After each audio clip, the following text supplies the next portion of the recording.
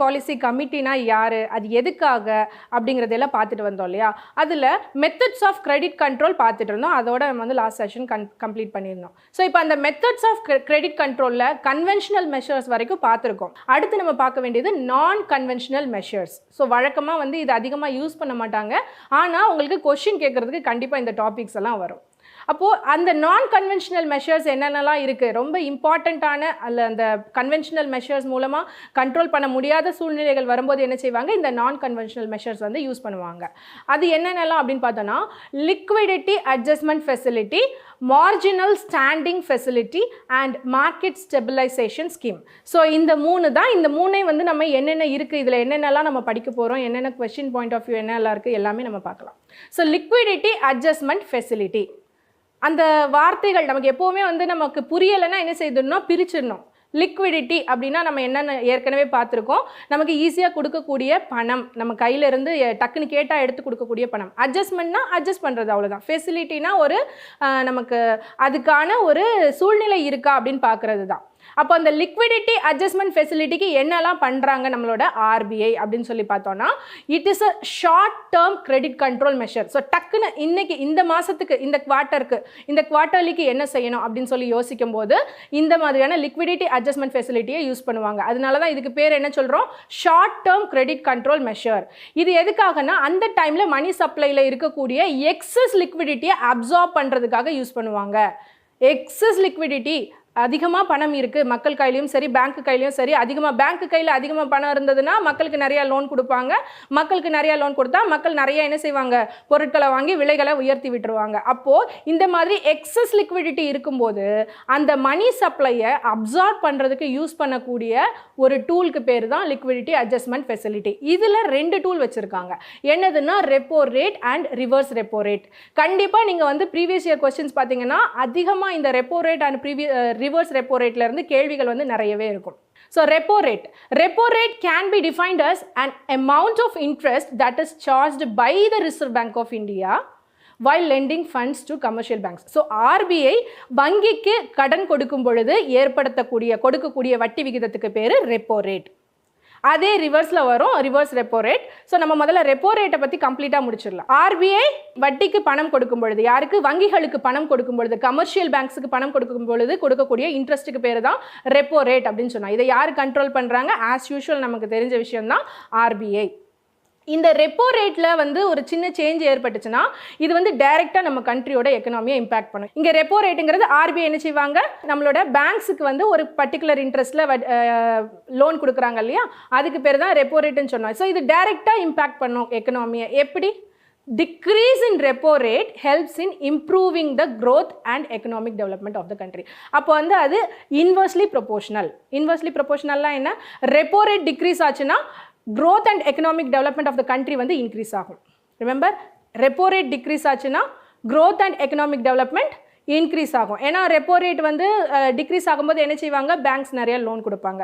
ரிப்பீட்டடாக இதே விஷயம் தான் வந்துட்டே இருக்கும். பட் நமக்கு வந்து தெளிவாக புரிஞ்சிக்க வேண்டியது எக்கனாமியில் எல்லா டாப்பிக்குமே இந்த repo rate, reverse repo rate எல்லாமே பணம் கொடுத்தல் வாங்குதல்ங்கிற ஒரே ஒரு சுற்று வட்டாரத்துக்குள்ளே தான் நின்றுட்டு இருக்கும். ஆனால் அதை தெளிவாக புரிஞ்சுக்கணும்.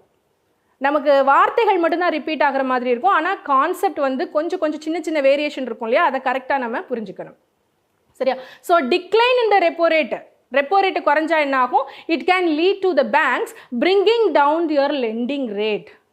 அப்படி லெண்டிங் ரேட்டை கம்மி பண்ணாங்கன்னா யாருக்கு லாபம், ரீட்டைல் லோன் பாரோயர்ஸ், கடன் வாங்குபவர்களுக்கு லாபம். இது உங்களுக்கு கொஸ்டினாவே வரும். ஸோ ரெப்போ ரேட் குறைஞ்சாதானா யாருக்கு லாபம், கடன் கொடுப்பவர்களுக்கு லாபமா, கடன் வாங்குபவர்களுக்கு லாபமா? இன்ட்ரெஸ்ட் கம்மியாக இருந்தால் யாருக்குங்க லாபம், லோன் பாரோயர்ஸுக்கு தான் லாபம். ஸோ இதுதான் ரெப்போ ரேட். இப்போ இந்த ரெப்போ ரேட்டில் வந்து என்னென்ன காம்பனன்ட்ஸ் இருக்குது அப்படின்னு சொல்லி பார்த்தோன்னா, அக்ரிமெண்ட் ஆஃப் தி ஆர்பிஐயில் வந்து என்ன சொல்லியிருக்காங்க அப்படின்னா, ப்ரிவென்டிங் எக்கனாமி ஸ்குவீசஸ். ஸோ ரெப்போ ரேட்டோட வேலை என்ன, இந்த ரிசர்வ் பேங்க் ஆஃப் இந்தியா என்ன செய்யலாம், எப்போ வேணால் ரெப்போ ரேட்டை இன்க்ரீஸ் பண்ணலாம், டிக்ரீஸ் பண்ணலாம். ஏன்னா இதை நம்ம ஏற்கனவே சொல்லியிருக்கோம், short term monetary policy tool. சரியா? அப்போது டிபெண்டிங் ஆன் த இன்ஃப்ளேஷனுக்கு ஏற்ற மாதிரி என்ன செய்யலாம், இவங்க வந்து மாற்றிட்டே இருப்பாங்க. ஓகே, அடுத்து ஷார்ட் டேர்ம் பாரோயிங்கிறதுனால ஒரு குறிப்பிட்ட டைம் பீரியடுக்கு வந்து என்ன செய்யலாம், இந்த பேங்க்ஸ் வந்து பர்டிகுலர் அமௌண்ட்டை டெபாசிட்டட் செக்யூரிட்டிஸாக என்ன செய்துக்கலாம், வச்சுக்கலாம். அப்போ ஆர்பிஐயில் வந்து நம்ம கொடுத்து வைக்கும்போது என்ன செய்யலாம், நமக்கு அதுக்கு கம்மியான இன்ட்ரெஸ்ட்டுக்கு வந்து பணம் கிடைக்கும். அதை மக்களுக்கு கொடுத்து என்ன செய்யலாம், நம்ம வந்து லோன் அதிகமாக கொடுத்து எக்கனாமியை இன்க்ரீஸ் பண்ணலாம். ஸோ அடுத்து நம்ம பார்க்க போகிற ரெப்போ ரேட்டுக்கு அப்படியே ஆப்போசிட்டான ஒரு டேர்ம் தான் reverse repo rate. Reverse repo rate அப்படிங்கிறது என்னென்னா rate of interest at which the RBI borrows funds from the other banks. RBI எதுக்கு பேங்க்ஸ் கிட்ட இருந்து வாங்க போகிறாங்க? இதுவும் ஷார்ட் டேர்ம் தான். ஷார்ட் டேர்மில் எதுக்கு ஆர்பிஐ எதுக்காக பேங்க்ஸ் கிட்ட இருந்து கடன் வாங்கணும் அப்படின்னு சொல்லி பார்த்தா, கவர்மெண்ட்டுக்கு ஒரு சில பண தேவைகள் ஏற்படும் பொழுது, பட்ஜெட்டில் துண்டு விழுறப்போ அந்த மாதிரி டைமில் என்ன செய்வாங்கன்னா கவர்மெண்ட் வந்து ஆர்பிஐ கிட்ட தான் போய் நிற்பாங்க. ஏன், நம்ம ஆர்பிஐயில் இன்னொரு விஷயம் பார்த்துருக்கோம், RBI is the banker of government. அப்போது கவர்மெண்ட்டுக்கு பண தேவை ஏற்படும் போது கவர்மெண்ட் வந்து யார்கிட்ட வந்து நிற்பாங்க, ஆர்பிஐ கிட்ட வந்து நிற்பாங்க. ஆர்பிஐ வந்து என்ன செய்வாங்கன்னா அந்த டைமில் அவங்க தேவையானதுக்கு மட்டும் வச்சுருக்காங்க, ஆர்பிஐ கிட்டையும் பற்றாக்குறை இருக்குது, ஏற்கனவே கவர்மெண்ட்டுக்கு வந்து நம்ம நிறைய கொடுத்தாச்சு அப்படிங்கிற சூழ்நிலை இருக்கும் பொழுது என்ன செய்வாங்கன்னா ஆர்பிஐ வந்து ஓகே பேங்க்ஸ் கிட்டலாம் அதிகமான பணம் இருக்குது இல்லையா, அப்போ அதை எங்ககிட்ட கொடுங்க, selling government bonds and securities to banks. பேங்க்ஸுக்கே என்ன செய்வாங்க, கவர்மெண்ட் பாண்டையும் செக்யூரிட்டிஸையும் கொடுத்து வச்சுட்டு அதை வந்து என்னவா வச்சுக்கலாம்னா அவங்க லிக்விடிட்டி ரேஷியோ இருக்கு இல்லையா, ஸ்டாட்யூட்டரி லிக்விடிட்டி ரேஷியோவாக வச்சுக்கலாம், இல்லைனா சிஆர்ஆராக வச்சுக்கலாம். இந்த மாதிரி அதை திரும்ப ஒரு பர்டிகுலர் ஃபியூச்சர் டேட்டில் எங்களுக்கு இவ்வளோ நாளைக்கு இந்த பணம் வந்து தேவைப்படுது, அதனால ஃபியூச்சர் டேட் சொல்லி என்ன செஞ்சிருவாங்க, இது வரைக்கும் எங்கள் பணத்தை வந்து நீங்கள் இங்கே போட்டு வச்சுடுங்க, கவர்மெண்ட்டுக்கு தேவைப்படுது அப்படின்னு சொல்லிடுவாங்க. அடுத்தது இந்த ரிவர்ஸ் ரெப்போ ரேட் பார்த்திங்கன்னா எப்போ யூஸ் பண்ணுறாங்க இந்த ரிவர்ஸ் ரெப்போ ரேட்டு அப்படின்னு சொன்னாக்கா, ஷார்ட் டேர்ம் எக்ஸஸ் ஃபண்ட்ஸை டெபாசிட் பண்ணுறதுக்கு. எப்போது டெபாசிட் பண்ணுறதுக்கு, அதாவது அந்த எக்ஸஸாக இருக்கக்கூடிய இப்போ funds of bank, excess funds of பேங்க்ஸை வந்து டெபாசிட் பண்ணுறதுக்கு என்ன செய்வாங்க, அதை கொடுத்து அதே மாதிரி எங்ககிட்ட அதிகமாக பணம் இருக்குது, இதை நாங்கள் என்ன பண்ணுறது அப்படின்னு பேங்க்ஸ் யோசிக்கும் பொழுது ஓகே எங்ககிட்ட கொடுத்து வைங்க, நாங்கள் அதுக்கு வந்து பர்டிகுலராக என்ன செய்வோம், பர்டிகுலர் பீரியடுக்கு ஏற்ற மாதிரி நாங்கள் வந்து என்ன செய்வோம், இன்ட்ரெஸ்ட் தருவோம், அவ்வளோதான். ஸோ ரிப்போ ரேட்டும் ரிவர்ஸ் ரெப்போ ரேட்டும் நல்லா புரிஞ்சதா? ஸோ இந்த மாதிரி repo rate and reverse repo ரேட்டை யூஸ் பண்ணி மானிட்டரி பாலிசியை வந்து என்ன செய்யலாம், ஷார்ட் டேர்முக்கு அப்பப்போ அட்ஜஸ்ட் பண்ணிக்கிட்டே போகலாம். So RBI can reduce liquidity and the same way it can increase the rate of interest. So இப்படி இந்த ரிவர்ஸ் ரெப்போ ரேட் வந்து எப்படி வேலை செய்யுது அப்படிங்கிறத நம்ம வந்து பார்த்தாச்சு. ஸோ நம்ம ஏற்கனவே சொல்லியிருந்தோம் ரெப்போ ரேட்டில் வந்துட்டு ரெப்போ ரேட் குறைஞ்சதானா நம்மளுடைய எக்கனாமிக் க்ரோத் இன்க்ரீஸ் ஆகும் அப்படின்னு சொல்லிட்டு. அப்போ இங்கே increase in reverse repo rate என்ன ஆகும்னா பேங்க்ஸுக்கு வந்து அதிகமான ரிட்டர்ன்ஸ் இருக்கும். ரிவர்ஸ் ரெப்போ ரேட்டுங்கிறது என்னது, வங்கிகளுக்கு ஆர்பிஐ கொடுக்கக்கூடிய வட்டி. அப்போ வங்கிகளுக்கு ஆர்பிஐ வந்து அதிகமாக வட்டி கொடுத்துச்சுன்னா யாருக்கு லாபம், வங்கிகளுக்கு லாபம். borrowers ஆர் தி லாசர்ஸ், அங்கே வந்து கடன் வாங்குறவங்க யார், ஆர்பிஐ, அவங்களுக்கு நஷ்டம். So reverse repo rate increase ஆச்சுன்னா பேங்க்ஸுக்கு லாபம். அடுத்த டூல் வந்து நம்ம பார்க்க போகிறது marginal standing facility. Marginal standing facility அப்படின்னா என்ன அப்படின்னா it refers to the facility under scheduled commercial banks. Scheduled commercial banks என்ன செய்யலாம் அப்படின்னா ஒரு ஓவர் நைட் மணின்னு சொல்லுவோம். திடீர்னு ஒரு பற்றாக்குறை, திடீர்னு டக்குன்னு எங்கள் பேங்க்கில் வந்து நிறைய பேர் வந்து லோன் கேட்குறாங்க, எனக்கு என்ன பண்ணுறதுன்னு தெரியல, திடீர்னு வந்து கொடுத்த டெபாசிட் எல்லாம் டக்குன்னு வாங்கணும்னு நிற்கிறாங்க, எனக்கு என்ன பண்ணுறதுன்னு தெரியல அப்படின்னு சொல்லி நம்மளுடைய கமர்ஷியல் பேங்க்ஸ் வந்து ஒரு லாங் டேர்மாக இல்லாமல் இம்மீடியட்டாக ஓவர் நைட் பாரோயிங்னு சொல்லுவோம் இதுக்கு இன்னொரு பேர். அப்போ சென்ட்ரல் பேங்க் கிட்ட போய் என்ன செய்வாங்கன்னா I need some support from you அப்படின்னு சொல்லி கேட்கும்போது அந்த லிக்விடிட்டி அட்ஜஸ்ட்மெண்ட் ஃபெசிலிட்டிக்கு இன்னொரு அது வந்து கொஞ்சம் ஷார்ட் டேர்மாக இருக்கும் இல்லையா, இது வந்து ரொம்ப ஷார்ட் டேர்ம், அவ்வளோதான். என்னோட ஸ்டாட்யூட்டரி லிக்விடிட்டி ரேஷியோ வந்து கம்மியாயிடுச்சு, என் கையில் கையிருப்பு கம்மியாயிடுச்சு, கையிருப்புன்னு சொல்லுவோம் இல்லையா, அதுதான் ஸ்டாட்யூட்டரி லிக்விடிட்டி ரேஷியோ கம்மியாயிடுச்சு, எனக்கு டக்குன்னு கொஞ்சம் பணம் கொடுத்தீங்கன்னா அந்த கையிருப்பை வந்து நான் சமன்படுத்திடுவேன் அப்படின்னு சொல்லி கேட்கும்போது அதுக்காக நம்மளுடைய ஆர்பிஐ கொடுக்கக்கூடிய ஒரு ஃபெசிலிட்டிக்கு பேர் தான் மார்ஜினல் ஸ்டாண்டிங் ஃபெசிலிட்டி. இந்த மார்ஜினல் ஸ்டாண்டிங் ஃபெசிலிட்டி வந்து எதுக்காக இப்படி ஒரு சிஸ்டம் வச்சுருக்காங்க, அதுதான் ஆல்ரெடி லிக்விடிட்டி அட்ஜஸ்ட்மெண்ட் ஃபெசிலிட்டின்னு இருக்கு இல்லையா அப்படின்னா, நான் ஏற்கனவே சொன்ன மாதிரி அது வந்து குவார்ட்டர்லி மந்த்லி அந்த மாதிரி வந்து ஒரு பர்டிகுலர் டைம் பீரியட்லாம் அதை பண்ணிகிட்டு இருக்க முடியும்.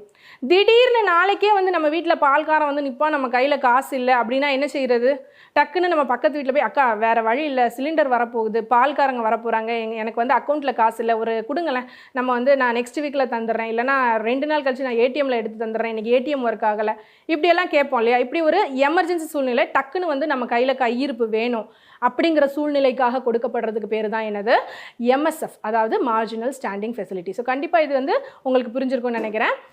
இப்போ இந்த ஓவர் நைட் லெண்டிங் வந்து இன்டர் பேங்க் மார்க்கெட்குள்ளேயும் இருக்கலாம். ஒரு பேங்க் வந்து டக்குன்னு போய் நம்ம பக்கத்து வீட்டில் வாங்குற மாதிரியே தான் பக்கத்து பேங்க்கில் கூட வாங்கலாம். ஒரு பேங்க் இன்னொரு பேங்க் கிட்ட போயிட்டு எனக்கு வந்து கொஞ்சம் கைமாத்தா கொடுத்தீங்கன்னா நான் என்ன செய்திருவேன், வித் இன்ட்ரெஸ்ட்டோட நான் என்ன செய்திருவேன், திரும்ப தந்துடுவேன் அப்படின்னு சொல்லக்கூடியது. So this is and protocol between two banks also, different banks also. So repo ரேட்டுக்கும் எம்எஸ்எஃப் மார்ஜினல் ஸ்டாண்டிங் ஃபெசிலிட்டிக்கும் உள்ள வித்தியாசங்களை தான் நம்ம இப்போ பார்த்தோம். ஸோ மார்ஜினல் ஸ்டாண்டிங் ஃபெசிலிட்டிஸ் வந்து only in emergency period. So அடுத்தது market stabilisation scheme. Market stabilisation ஸ்கீம்னா என்னன்னு சொல்லுவோம், it is also a monetary policy intervention by RBI to withdraw excess liquidity by selling government securities. So market அப்படின்னா சந்தை, ஸ்டெபிலைசேஷன்னா நிலைப்படுத்துதல், ஸ்கீம்னா திட்டம், அவ்வளோதான். So சந்தையை நிலைப்படுத்துறதுக்கான திட்டம் என்ன செய்யலாம், அகெயின் கவர்மெண்ட் செக்யூரிட்டிஸை செல் பண்ணணும். ஸோ எப்படி பார்த்தாலும் ஃபைனலாக நமக்கு எங்கே தான் வந்து நிற்போம்னா கவர்மெண்ட் பாண்ட்ஸ் அண்ட் ட்ரெஷரி பில்ஸில் தான் வந்து நிற்போம், மானிட்டரி பாலிசியில் வந்து நிற்கும் போது. பட் அதை எவ்வளோ நாட்களுக்கு ஒரு முறை நம்ம கொடுக்குறோங்கிறத பொறுத்து அந்த டெஃபினிஷன்ஸ் வந்து மாறுபடும். ஸோ இங்கேயும் மார்க்கெட் ஸ்டெபிலைசேஷன் ஸ்கீமும் எதுக்காக தான், எப்படி தான் பண்ணுறாங்க அப்படின்னா by selling government securities. So இது வந்து 2004 ஏப்ரலில் இன்ட்ரடியூஸ் பண்ணியிருக்காங்க. ஸோ டிஎன்பிஎஸ்சி தேர்வுகளை பொறுத்த அளவுக்கு நமக்கு வந்து டேட்டா ரொம்ப ரொம்ப முக்கியம். அந்த ஒரு மாதம் வருடங்கள்லாம் வந்து அதிகமாக கேள்விகளில் கேட்கப்படக்கூடியதாக இருக்கும், அதனால கண்டிப்பாக நோட் பண்ணிக்கோங்க. So market stabilisation scheme was introduced in April 2004. இதுவும் எதுக்காக தான், to withdraw excess liquidity or money from the system. எப்படி பண்ணுறாங்க, by selling government bonds. So இப்போ வந்து நம்ம இவ்வளோ நேரம் பார்த்தது எல்லாமே குவான்டிடேட்டிவ் மெத்தட்ஸ். குவான்டிடேட்டிவ் மெத்தட்ஸ்னால் அளவு பொறுத்து நம்ம மாறக்கூடிய சொல்லியிருந்தோம் இல்லையா. அப்போது இப்போ நம்ம வந்து குவாலிட்டேட்டிவ் மெத்தட்ஸ் இல்லைனா செலக்டிவ் கிரெடிட் கண்ட்ரோல் அப்படின்னா என்னென்னு பார்க்கலாம். ஸோ குவாலிட்டேட்டிவ் மெத்தட்ஸ்னால் என்னது, தரம் சார்ந்தது, குவாலிட்டினாலே தரம் இல்லையா. So these methods control the use and direction of credit. So qualitative மெத்தடில் என்ன செய்வாங்கன்னா ஒரே ஆளுக்கே பணம் கொடுத்துட்ருக்காம கொடுக்கக்கூடிய யாருக்கு அந்த பலன் கிடைக்குதோ அந்த பலனாளர்களை வந்து என்ன செய்திருப்பாங்கன்னா ஃபோக்கஸ் பண்ணியிருப்பாங்க. They control the credit flow to particular sector or to particular end user. குறிப்பிட்ட செக்டார் வந்து ரொம்ப வீழ்ச்சி அடைஞ்சிருக்கு அப்படின்னா நீங்கள் வந்து கொஞ்ச நாளைக்கு முன்னாடி இந்த மஹிந்திரா டிராக்டர்லாம் பார்த்தீங்கன்னா பயங்கரமாக லோன் ஃபெசிலிட்டியோடு வந்தாங்க. மஹிந்திரா டிராக்டர் தான் அதிகமாக விளம்பரம் பண்ணிட்டு இருந்தாங்க இல்லையா. அந்த மாதிரி நீ உங்களுக்கு லோன் வேணும்னா என்ன செய்யலாம், எங்ககிட்ட வந்து நீங்கள் உங்களோட ப்ராடக்ட் லோன் அது வாங்கிக்கலாம் அப்படின்னு சொல்லிட்டு. குறிப்பாக அது யாருக்காக, agriculture. So again it is a tool to develop the agriculture, that is primary sector. So as of now RBI is not using this method. இந்த மெத்தட் ஆஃப் கிரெடிட் கண்ட்ரோல்ஸ் வந்து அதிகமாக யூஸ் பண்ணுறது இல்லை, குவான்டிடேட்டிவ் மெத்தட்ஸ் தான் அதிகமாக use பண்ணுறோம்.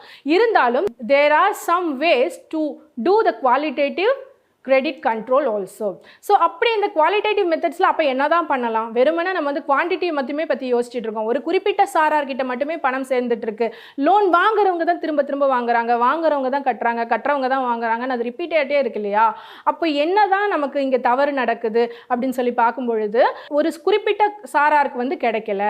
Regulation of margin requirements, regulation of consumer credit, rationing of credit, direct action, moral suasion, publicity, இதெல்லாம் தான் குவாலிட்டேட்டிவ் மெத்தட்ஸ். ஸோ இதில் பார்த்தாலே உங்களுக்கு தெரியும், இதில் வந்து இந்த ரேட்டுங்கிற வார்த்தையே எங்கேயும் வந்திருக்காது. ரேட் அப்படிங்கிறது நம்ம வட்டின்னு சொல்லுவோம், அப்போ அது அளவு. இங்கே வந்து ரேட்டுங்கிற வார்த்தையே வரலையா. ஸோ இது எல்லாமே ரெகுலேஷன், ரேஷனிங், ஆக்ஷன் அப்படின்னு வருதா. ஸோ இதெல்லாம் என்னத்தை பொறுத்தது, குவாலிட்டேட்டிவ் மெத்தட்ஸ். ஸோ உங்களுக்கு கொஸ்டினில் சிம்பிளாக which of the following are qualitative methods, which of the following are quantitative மெத்தட்ஸ்ன்னு கேட்டால் சிம்பிளாக எழுத தெரியணும். அந்த கான்செப்ட் புரிஞ்சால் நமக்கு ஆன்சர் வந்து ரொம்ப ஈஸியாக வந்துடும்.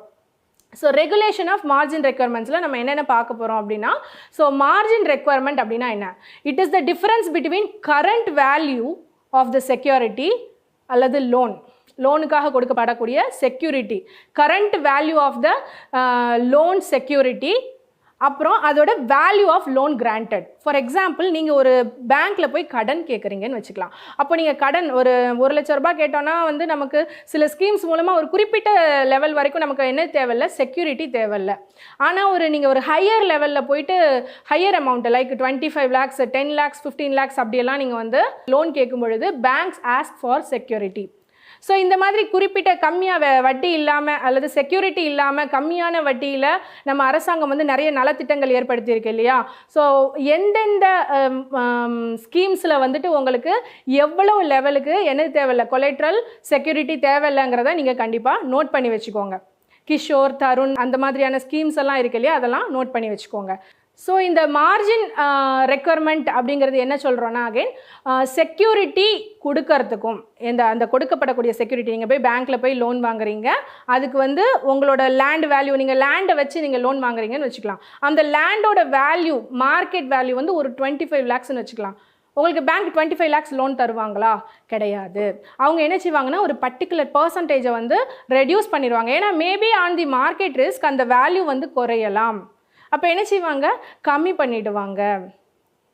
நீங்கள் உங்களோட வேல்யூ வந்து 25 lakhsனா அதுக்கு வந்து ஒரு 60% to 70% depends on the bank. அவங்க வந்து என்ன செய்வாங்க, லோன் வந்து கிராண்ட் பண்ணுவாங்க. இந்த ரெண்டுத்துக்கும் உள்ள டிஃபரன்ஸ் இருக்குல்ல, அதுக்கு பேர் தான் margin requirement. So it's a qualitative method of credit control. இந்த மார்ஜின் ரெக்குவயர்மெண்ட்ஸ் வந்து இன்ஃப்ளேஷன் ஏற்படும் போது, in case of inflation the margin requirement is increased. So அப்போ என்ன செய்வாங்கன்னா, இன்ஃப்ளேஷன் அதிகமாக ஏற்படும் பொழுது மார்ஜின் ரெக்குவயர்மெண்ட்டை இன்க்ரீஸ் பண்ணிட்டாங்கன்னா ஒரு 40% தான் உங்களுக்கு வந்து லோன் தருவாங்க. நீங்கள் எவ்வளோ கொண்டு போய் கொடுத்தாலும் ஒரு 40% தான் லோன் தர முடியும், அதுக்கு மேலே கூடாது அப்படின்னு சொல்லி அனௌன்ஸ் பண்ணிடுவாங்க. ஸோ டீஃப்ளேஷன் டைமில் அப்படியே ரிவர்ஸில் நடக்கும். டீஃப்ளேஷன் டைமில் ஓகேப்பா கொண்டு வந்து நீங்கள் கொடுங்க, 25 லட்சம் மதிப்புள்ள உங்களோட டாக்குமெண்ட்டுக்கு வந்து நாங்கள் என்ன செய்கிறோம், ஒரு 20 lakhs தரோம். ஏன்னா அந்த டைமில் பணம் மக்களுக்கு அதிகமாக தேவைப்படுது. ஸோ அடுத்தது regulation of consumer credit. So regulation of consumer credit, regulate பண்ணணும். எதை ரெகுலேட் பண்ணணும், கன்சியூமர் கிரெடிட்டை. கன்சியூமருங்கிறவங்க யார், மக்கள். கிரெடிட்னா கடன். ஸோ மக்கள் வாங்கக்கூடிய கடனை ரெகுலேட் பண்ணணும். அதுக்கு என்ன மெத்தட்லாம் ஃபாலோ பண்ணுறோம் அப்படின்னா, minimum down payment and period of repayment. So இப்போ நீங்கள் வந்து கன்சியூமர் கிரெடிட் அப்படிங்கிறது மோஸ்ட்லி நம்ம எங்கே பார்க்கலான்னு சொன்னால், இப்போல்லாம் வந்து ப்ராடக்ட்ஸ் ஏதாவது வாங்க போகிறோம் அப்படின்னா, நம்ம சில கடைகளுக்கு கொஞ்சம் ஹை பட்ஜெட்டில் வாங்க போகிறோம் அப்படின்னா எல்லா கடைகள்லையுமே அந்த ஃபெசிலிட்டி வந்துட்டு இஎம்ஐ ஃபெசிலிட்டி. கரெக்டாக அந்த இஎம்ஐ ஃபெசிலிட்டி வந்து நம்ம வாங்க போகும்போது என்ன செய்வாங்க அப்படின்னு சொன்னாக்கா, நார்மல் டைமில் வந்து ஒரு 0 டவுன் பேமெண்ட் அப்படின்னு சொல்லுவாங்க. 0 டவுன் பேமெண்ட் மேடம், உங்களோட கிரெடிட் ஸ்கோரை பொறுத்து நம்ம என்ன செய்கிறோம், 0 டவுன் பேமெண்ட்டில் உங்களுக்கு இத்தனை இஎம்ஐயில் வந்து நீங்கள் என்ன செய்துக்கலாம், ப்ராடக்ட் வந்து வாங்கிக்கலாம். இதுக்கு பர்சன்டேஜ் மேபி 0% இன்ட்ரெஸ்ட்டாக இருக்கலாம், இல்லைனா அதுக்கு ஒரு நாமினல் ஃபீ வந்து வாங்கிக்கலாம். இந்த மாதிரி இருக்கிறதுக்கு பேர் தான் டவுன் பேமெண்ட்டுன்னு சொல்லுவோம். ஸோ ஒரு வேளை இன்ஃப்ளேஷன் ஜாஸ்தியாக இருந்தது, இன்ஃப்ளேஷன் அதிகமாக இருக்குன்னா அப்போ என்ன செய்யணும், மக்கள் கையில் பணத்தை புழங்க விடக்கூடாது. அவங்க இஎம்ஐலே வாங்கிட்டு போயிட்டாங்கன்னா எல்லாத்தையும் என்ன செய்வாங்க, அவங்க கையிருப்பு பணம் வந்து அப்படியே அவங்க கையிலேயே இருக்கும் இல்லையா. அப்போ சில சமயங்களில் இந்த மாதிரி இன்ஃப்ளேஷன் அதிகமாக இருக்கிற பீரியடில், குறிப்பாக இப்போ ரீசெண்டாக பார்த்தீங்கன்னா இந்த லாக்டவுன் பீரியடுக்கு கொஞ்சம் அடுத்து கடைகள்லாம் ஓப்பன் பண்ணும் பொழுது நம்ம போய் ஏதாவது ப்ராடக்ட்ஸ் வாங்கினோம்னா கம்பல்சரி மினிமம் டவுன் பேமெண்ட் கொஞ்சம் இருந்தது. ஏன்னா அப்போ தான் அந்த கையில் இருக்க பணத்தை கொடுத்து மக்கள் வந்து என்ன செய்வாங்க, பொருள் வாங்குவாங்க.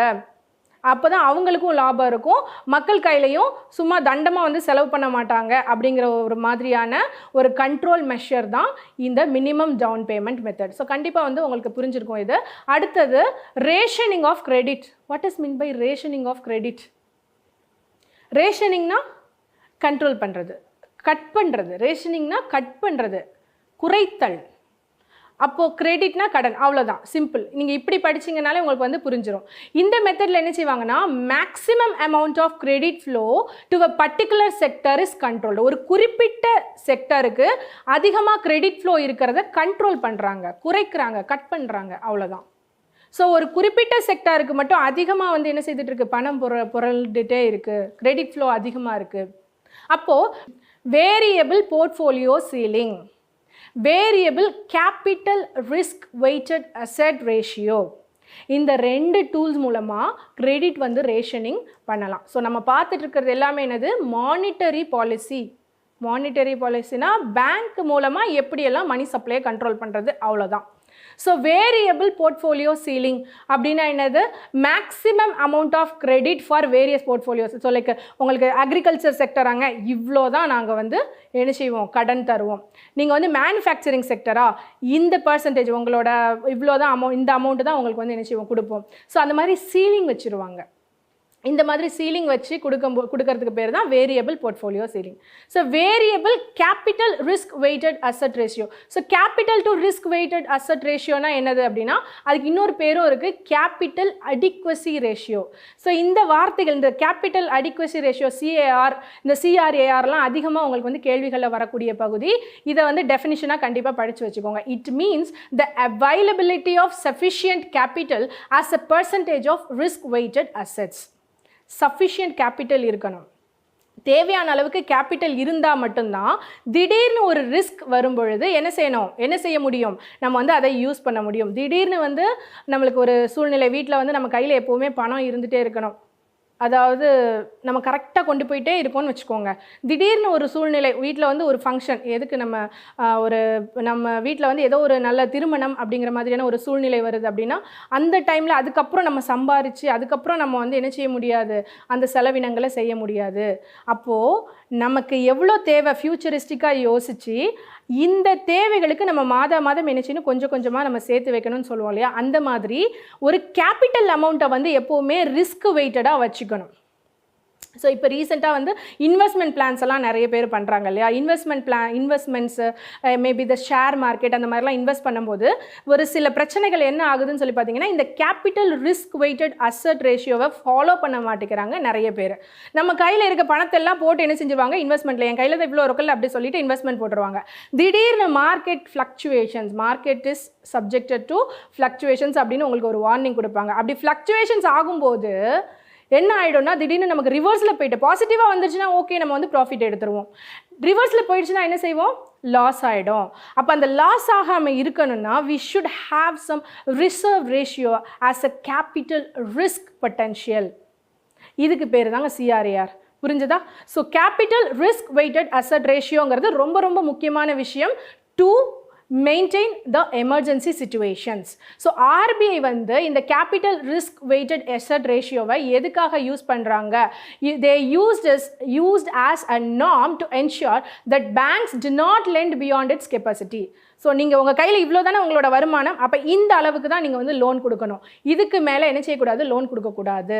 இந்த லோன் கொடுக்கக்கூடாது அப்படிங்கிறத ஒரு கண்ட்ரியும் வந்து தனித்தனியாக டிசைட் பண்ணால் நமக்கு இன்டர் எக்கனாமி, அதாவது இன்டர் கண்ட்ரி எக்கனாமின்னு சொல்லுவோம் இப்போ இருக்கிறது, குளோபலைஸ்டு இல்லையா. அப்போ அந்த குளோபலைஸ்டு எக்கனாமியில் ஒரு கண்ட்ரியும் ஒரு ரேட் வந்து ஃபிக்ஸ் பண்ணாங்க, ரேஷியோ வந்து ஃபிக்ஸ் பண்ணாங்கன்னா டோட்டல் கொலாப்ஸ் ஆகிறதுக்கு சான்ஸ் இருக்குது. அப்போ இந்த மாதிரி கொலாப்ஸ் ஆகாமல் இருக்கணும்னா இதுக்கு ஒரு காமன் நார்ம்ஸ் தேவை இல்லையா. இந்த நார்ம்ஸை உருவாக்குறது தான் யார், பேசல் நார்ம்ஸ் அப்படின்னு நம்ம சொல்லுவோம். So these ratio is fixed under Basel norms. So Basel நார்ம்ஸ்னால் என்ன, பேசல் நார்ம்ஸ் வந்து யார் ஃபிக்ஸ் பண்ணுறாங்க, இந்த பேசல் நார்ம்ஸை வந்து எவ்வளோன்னு என்னென்ன அதோட அப்ஜெக்டிவ் என்ன, இது எல்லாமே நம்ம எங்கே பார்த்துருக்கோம், ஆல்ரெடி ஆர்பிஐயில் வந்து நம்ம பார்த்துருக்கோம். ஸோ இப்போ நம்ம இன்னொரு குவாலிட்டேட்டிவ் மெஷர் வந்து என்ன பார்த்தோம், direct action. Direct action. In this case, the central bank issues certain policy decision from time to time based on prevailing situation of the economy. For example, ஒரு உதாரணத்துக்கு பார்த்தோன்னா, சென்ட்ரல் பேங்க் வந்து என்ன செய்வாங்கன்னா, it may require scheduled banks to send proposals for loans beyond a certain amount. So அப்போ வந்து திடீர்னு வந்து சென்ட்ரல் பேங்க் வந்து என்ன செய்கிறாங்கன்னா, நீங்கள் இவ்வளோ தான் வந்து லோன் கொடுக்கணும் அப்படின்னு சொல்லி பேங்க்ஸுக்கெல்லாம் ஒரு அறிக்கை வந்து கொடுத்துட்றாங்க, ஒரு அறிவிப்பு வந்து கொடுத்துட்றாங்க. ஆனால் இந்த பேங்க்ஸ் வந்து என்ன சொல்கிறாங்கன்னா, இல்லைங்க இந்த எக்கனாமிக் சூழ்நிலையில் வந்துட்டு என்ன செய்ய முடியாது, எங்களால் வந்துட்டு இவ்வளோ கம்மியாக லோன் கொடுத்து எங்களோட டெவலப்மெண்ட்டை பார்க்க முடியாது. So banks has to be developed இல்லையா. அப்போ டெவலப் பண்ண முடியாது, அதுக்கு என்ன செய்யணும், நாங்கள் வந்து கொஞ்சம் எங்களோட லெவல் ஆஃப் லோன் ப்ரொவைடிங் கெப்பாசிட்டியை வந்து இன்க்ரீஸ் பண்ணணும் அப்படின்னு சொல்லி என்ன செய்வாங்க, ப்ரொப்போசல்ஸை வந்து யாருக்கு அனுப்புவாங்க, ஆர்பிஐக்கு அனுப்புவாங்க. இதை வந்து ஆர்பிஐ என்ன செய்வாங்கன்னா அதுக்கப்புறம் வந்து ஓகே அப்படின்னு அதை வெரிஃபை பண்ணி அதுக்கு சரி பண்ணலாமா வேண்டாமா அப்படிங்கிறதெல்லாம் யோசிச்சுட்டு என்ன செய்வாங்க, அகெயின் ஆர்பிஐ வந்து ரிப்போர்ட் கொடுப்பாங்க. இதை யார் ஃபாலோ பண்ணி ஆகணும், ஷெட்யூல் பேங்க்ஸ் வந்து கண்டிப்பாக ஃபாலோ பண்ணி ஆகணும். அடுத்தது இன்னொரு டூல் குவாலிட்டேட்டிவ் மெஷர் என்ன பார்த்தோன்னா, மாரல் சுவேஷன். மாரல் சுவேஷன், அதாவது தார்மீக தூண்டுதல். மாரல் சுவேஷன் எதுக்காக? இந்த வார்த்தைக்கும் பேங்கிங்க்கும், அதாவது மானிட்டரி பாலிசிக்கும் என்ன சம்மந்தம் அப்படின்னு சொல்லி பார்த்தா, ஒரு ஒரு சொல்லிடுவாங்க நம்ம பேங்க் வந்து, நான் வந்து உங்களுக்கு சில ரூல்ஸ் எல்லாம் கொடுத்துட்டேன், இதெல்லாம் ஃபாலோ பண்ணிக்கோங்க, இந்தந்த முறைகள் எல்லாம் இவ்வளோ தான் நீங்கள் வந்து லோன் கொடுக்கணும்னு நான் சொல்லிட்டேன், ஆனால் அதை தாண்டியும் வந்து நீங்கள் வந்து முடிவு எடுத்தீங்க அப்படின்னா it's up to your risk, அது உங்களுடைய ரிஸ்க்கை சார்ந்தது. ஸோ இந்த பேங்க்ஸ் வந்து என்ன செய்தாகணும்னா, இந்த மாரல் சுவேஷனில் கொடுக்கப்படக்கூடிய முறைகள், கோரிக்கைகள், முறைசாரா பரிந்துரைகள், இதுக்கு பேர் என்ன சொல்லுவோம்னா பரிந்துரைகள், இந்த பரிந்துரைகளை வந்து என்ன செய்யலாம், ஃபாலோ பண்ணலாம், பண்ணாமலும் இருக்கலாம். It is not mandatory. So இது வரைக்கும் நம்ம பார்த்துக்கிட்டு வந்த இந்த டூல்ஸ்லையே பார்த்தீங்கன்னா இந்த மாரல் சுவேஷன் அப்படிங்கிற ஒரு இதுதான் இப்போது நம்ம ஃபஸ்ட்டாக என்ன செய்கிறோம், it is not mandatory for banks அப்படின்னு சொல்லி பார்க்குறோம். அடுத்தது பப்ளிசிட்டி. பப்ளிசிட்டி அப்படிங்கிறது எதுக்காகன்னா, நம்ம மக்கள்கிட்ட வந்து அந்த டிரான்ஸ்பரன்சியை கொண்டு வரதுக்காக. அதாவது ஒரு பேங்க் மேலே நம்பகத்தன்மை ஏற்படுத்தணும்னா அந்த பேங்க் எவ்வளோ வந்து பிஸ்னஸ் பண்ணுறாங்க, அந்த பேங்க் எவ்வளோ இன்ட்ரெஸ்ட் கொடுக்குறாங்க, அந்த பேங்க் வந்து தங்க நகை கடன் இல்லை வட்டி இல்லா கடன் அந்த மாதிரி என்னென்னலாம் கொடுக்குறாங்க அப்படிங்கிறத என்ன செய்யணும், ஓப்பனாக வந்து மக்களுக்கு தெரியப்படுத்தணும். So it brings the greater transparency. அப்படி அந்த டிரான்ஸ்பரன்சி கொடுக்கும் பொழுது தான் என்ன செய்வாங்கன்னா மக்கள் அந்த பேங்க்கில் போய் என்ன செய்வாங்க, simple it is a business. ஒரு பிஸ்னஸ்னாலே நம்ம விளம்பரப்படுத்தணும் இல்லையா? So banking is also again a business. அப்போ இதை எப்படியெல்லாம் வந்து இந்த பப்ளிசிட்டி பண்ணுறாங்க அப்படின்னு சொல்லி கேட்டால், they publicate weekly or monthly statements of assets and liabilities. அசெட்ஸ்னா சொத்து, லையபிலிட்டிஸ்னா கடன். எங்ககிட்ட இவ்வளோ இருப்பு இருக்குது, இவ்வளோ நாங்கள் வந்து கடன் கொடுத்துருக்கோம், இவ்வளோ வந்து கடன் வாங்கியிருக்கோம், இப்படிங்கிற எல்லாத்தையுமே என்ன செய்வாங்கன்னா அந்தந்த பேங்க்கோட வெப்சைட்ஸில் வந்து அப்டேட் பண்ணிகிட்டே வரணும். This brings greater transparency and it puts moral pressure on erring banks not to violate norms. Erring banks அப்படின்னா என்ன? ஸோ இந்த மாதிரி சில வார்த்தைகளெல்லாம் வந்து நம்ம கற்றுக்கிட்டோன்னா நமக்கு நார்மலாக பேசும்போது ரொம்ப ஈஸி. ஸோ எர்ரிங் பேங்க்ஸ்னால் ஒன்றும் இல்லை, ஒரு தப்பு செய்யணும்னு நினைக்கக்கூடியவங்க, தப்பு செய்யணும்னு நினைக்கிற வங்கிகள், நம்ம எப்படினாலும் ஏமாத்திலாம் நினைக்கக்கூடியவங்களுக்கு வந்து எர்ரிங் பர்சன்ஸ் அப்படின்னு சொல்லி நம்ம வந்து இந்த வார்த்தையை யூஸ் பண்ணலாம். ஸோ எர்ரிங் பேங்க்ஸ் வந்து இந்த மாதிரி பேங்க்ஸ் நம்ம வந்து தப்பு செய்யாமல் இருக்கணும் அப்படின்னு நினைக்காம என்ன வேணால் பண்ணலாம் அப்படின்னு நினைக்கக்கூடிய பேங்க்ஸுக்கு வந்துட்டு விதிமுறைகளை மீறாமல் இருக்கிறதுக்கு இந்த பப்ளிசிட்டி வந்து கண்டிப்பாக உதவுது. ஒரு வெப்சைட்டில் வந்து நம்ம என்ன செய்துட்டோம்னா நம்மளோட ups and downs and incoming and outgoing assets and liabilities எல்லாத்தையுமே நம்ம வந்து என்ன செஞ்சிட்டோம், அனௌன்ஸ் பண்ணிட்டோம். அனௌன்ஸ் பண்ணதுக்கப்புறம் அதை வந்து நம்ம மாற்றி சொன்னோம்னா என்ன ஆகும், அப்போது வந்து அந்த பேங்க் மேலே இருக்க நம்பகத்தன்மை போகும். உதாரணத்துக்கு நம்ம என்ன சொல்லலாம்னா, உங்களுக்கு இந்த அசோக் மேத்தா கேஸ் வந்து ஞாபகம் இருக்கும்னு நினைக்கிறேன். அசோக் மேத்தா கேஸ் எதோட ரிலேட்டடாக வருது, செபிங்கிற ஆர்கனைசேஷனை வந்துட்டு என்ன செய்தாங்க, ஒரு ரெகுலேஷன் ஆர்கனைசேஷனாக உருவாக்குனாங்க இல்லையா, அப்போ வந்து அந்த அசோக் மேத்தா கேஸ் கண்டிப்பாக உங்களுக்கு ஞாபகம் இருக்கும். ஸோ இப்போ வந்து நம்ம மானிட்டரி பாலிசி கமிட்டி எல்லாமே பார்த்தாச்சு. அடுத்த செஷனில் நம்ம என்ன பார்க்க போகிறோன்னா ஃபிஸ்கல் பாலிசி. ஸோ இதெல்லாம்